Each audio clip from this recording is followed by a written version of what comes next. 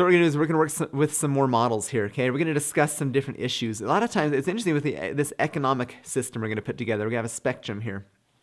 Sometimes we call things that are really economic terms governmental terms and vice versa.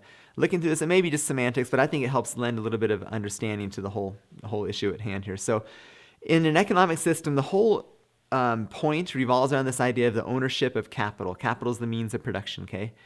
Now, in parentheses there we have its title and its use. You can have title to capital, to property, but if you can't control its use, then you really don't own it, do you? In fact, out of the two aspects, it's more important to have control over the use of the capital rather than just to have the title of it.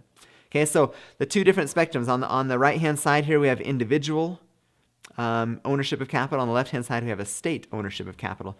So on the right-hand side, the economic system based on individual ownership of capital is called capitalism. Okay, but as we discussed just a few presentations ago in the economics and the Constitution presentation, all forms of economic systems are capitalistic. So we're going to replace this word capitalism with the word free market.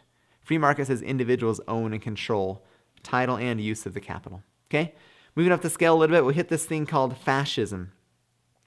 Now, fascism is private ownership but government control. Okay, the famous fascist dictatorship is Mussolini's Italy, right? He says, look, we're going to tell you what to produce, how much, who to hire, at what cost, where to get your production supplies, who to fire, all that stuff. Oh, but then you can decide the rest, right? So they have complete control even though you have ownership. And it's actually a very effective way to run it because then the people who own the building paint it, keep it clean, take some pride in it, but really it's completely controlled. They have the title, but the government controls the use of the resources, okay, the use of the capital. That's fascism. One step further is called socialism, which is government ownership, control, and use of the major industries. Major industries like banking or student loans or automobiles. That sound vaguely familiar? Maybe like the United States of America. Okay, government ownership of the different banks, the money system, the automobile. Yeah. Some people say we're progressing towards socialism. They're not just saying things full of hot air. Let's look at what's going on. If the definition is ownership, control, and use of the major industries, that's exactly what is happening in America. Okay, one more up the scale here is communism. Communism is state ownership, control, and use of all the capital in every industry of the country. Okay, whereas socialism is just major industries. Communism outright, openly own everything. The state owns it and controls it. Okay, now. There's a different scale here, and you can see that the communist is all the way to the left where the state is, whereas a free market is all the way to the right where the individual controls that market. Okay? On a side note, it's interesting how advocates of communism and socialism and fascism always say this is a people's movement. It's for the common man. But under communism and its various aspects, the common man becomes a slave to the system. They're not enabled. It's not really a people's movement. It's a people's suppression. They become slaves in the system. This is an interesting economic side note there. In relation to that last comment, Tocqueville put it this way. America extends the sphere of individual freedom. Socialism restricts it. America attaches all possible value to each man. Socialism makes each man a mere agent, a mere number. America and socialism have nothing in common but one word, equality. But notice the difference. While America seeks equality and liberty, socialism seeks equality in restraint and servitude.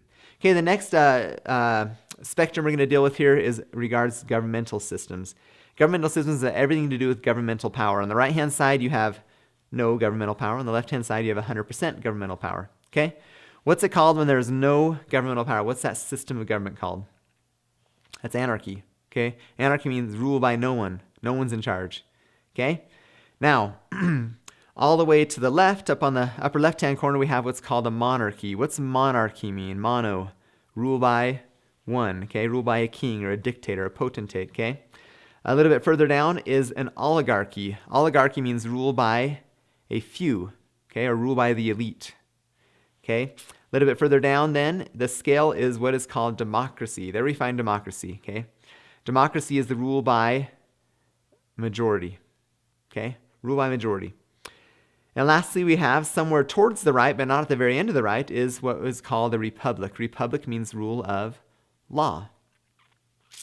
All right, now let's look at each of these. There's 5 different governmental systems. Let's try to discover if there's some that truly don't exist. They're not really permanent. When you look at a monarchy, for example, You have a king, you have a potentate, you have a dictator, but does one person really rule? Or do they really surround themselves with a small group of elitists who really rule in their place, rule with them?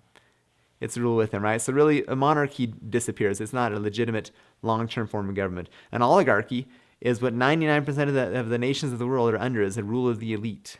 Okay? An oligarchy is very much alive and well in today's world. Move one more down, is a democracy. Okay?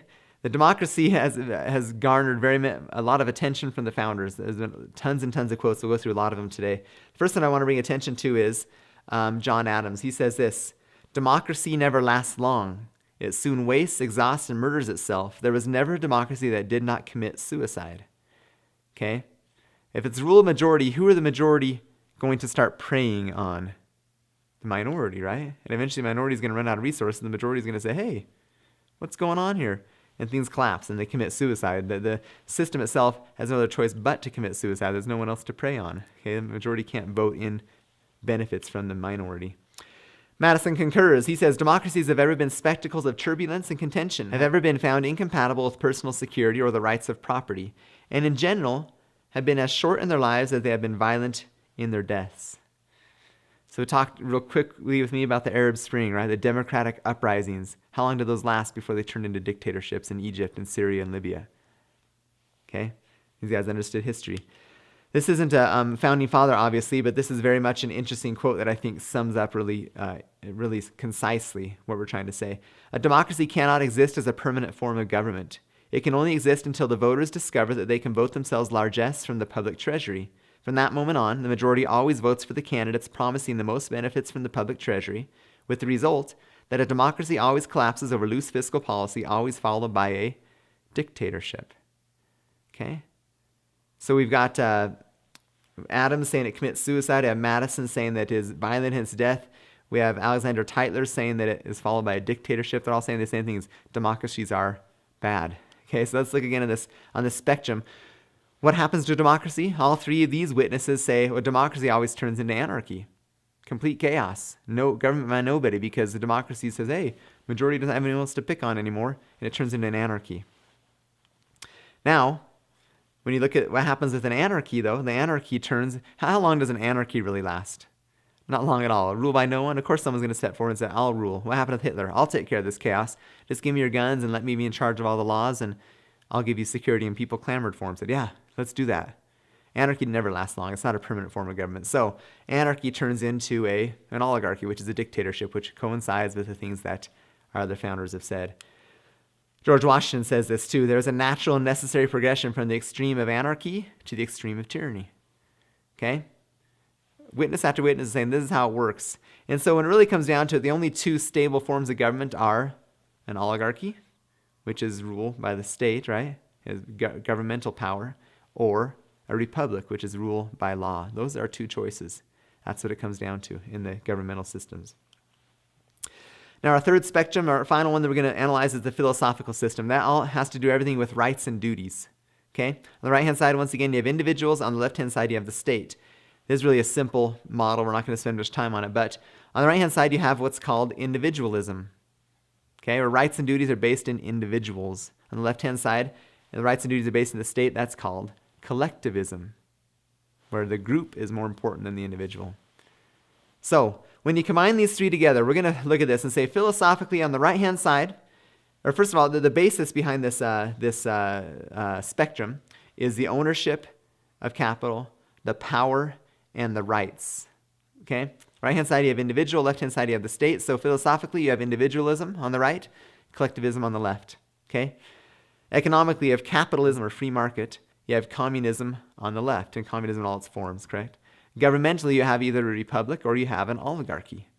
See, look at this. Collectivism, communism, and oligarchy, or individualism, capitalism, or free market, and a republic. Interesting to look at that and understand, oh, that's what America is. And really when it comes down to it, it's liberty versus tyranny. That's what it really is. Okay? So, to get those, hopefully get our minds around those definitions,